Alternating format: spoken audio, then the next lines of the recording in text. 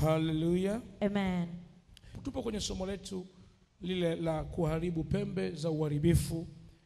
Lakini kuna mtu mwingine anaweza akawa na swali, anasema kwa nini hii pembe? Wasomi wa Biblia na wale ambao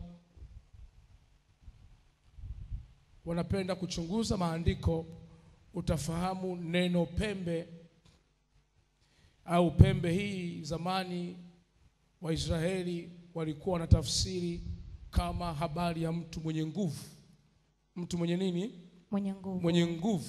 Kwa hiyo alikuwa anatafsiriwa pembe yake kama vile mnyama, wanyama wale wa mwituni, wanyama wa porini wale, wenyewe hawezi kujitetea kwa miguu yao. Asilimia kubwa wanatumia nini? Pembe. Pembe kupigana. Wanakuwa wanatumia pembe. Na ukiona kwenye maandiko matakatifu, kwenye kitabu cha Kumbukumbu la Torati, utaona hiyo anazungumzwa kwamba hata pembe hiyo mtoto akiwa kwanza inawakilisha pembe gani. Ingawa nyakati hizi pembe nyingi zinatumika na wachawi na waganga na washirikina, si ndio? Lakini kwa Mungu zamani pembe ilikuwa inatumika kwa ajili ya kutakasa madhabahu, kutakasa pembe 4 za kanisa. Ilikuwa inachukua ile pembe, alafu inatiwa damu, alafu inatakaswa kama unahitaji utakaso. Naongea na mtu? Amen. Lakini pembe ilikuwa ni ishara ya nguvu. Ishara ya nini? Ya nguvu. Pembe ilikuwa ni ishara ya nguvu, kuonesha ana nguvu. Na pembe za Biblia ilitumika kwa ajili ya wengine kuwapaka mafuta. Anapotakiwa mtu kupakwa mafuta kama kuhani ama mfarume ama mfarume, viongozi au makuhani, viongozi wetu wa imani. Kwa pembe ilikuwa inatumika, na toa mafuta mule ndani kwenye pembe, alafu wanamwagiwa, ishara ya kuwekwa wakfu kwa Bwana. Lakini pembe pia kwenye Biblia inaonesha ilikuwa inatumika wakati mwingine kwa habari ya kutengenezea vitu fulani. Pembe hutumika pia kutengenezea hata kikombe. Naongea na mtu? Amen. Ile pembe inaweza kuwa ni kikombe. Wanatumia kutengenezea hata sahani ile inachongwa ile. Na vitu, hata silaha ilikuwa inatumika kutengeneza silaha. Wakati mwingine hata sindano, ile pembe kichongwa vizuri, inatobolewa pale, inashona. Sio kama unanielewa vizuri? Amen. Kwa sababu ya aina uimara wake.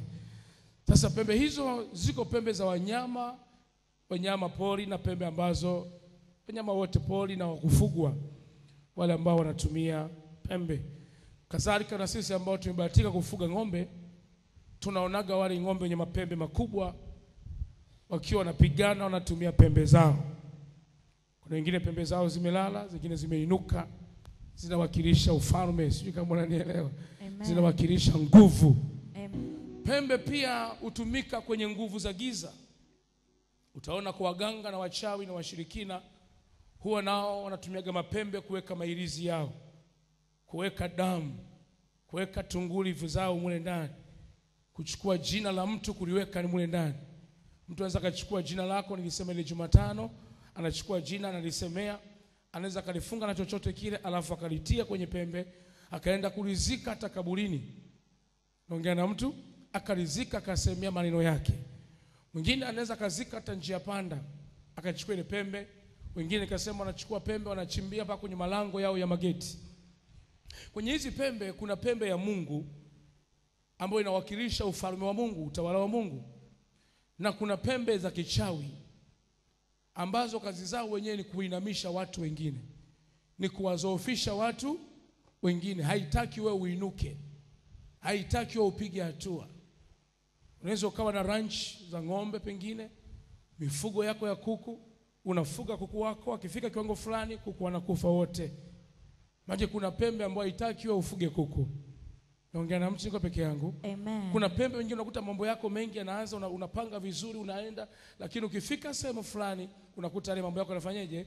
Yanaharibika. Kumbe kuna pembe ambayo inuiziwa. Inawezekana wewe usijue. Huwezi kujua wazazi wako walikupatia wapi, au bibi yako asili yenu walikupatia wapi. Haya, mkiri ndio hiyo pembe. Ndio unakuta kwenye familia zingine zimesoma zote, lakini kupata kazi ya maana ni shida. Elimu anao, lakini kazi ya maana kupata nini ni shida. Na hata akipata kazi haidumu. Ile kazi baada ya miezi mitatu, miezi minne, mwaka mmoja ndio amedumu sana, kazi imeharibika. Lakini iko roho ambayo kazi yake ni kuzofisha.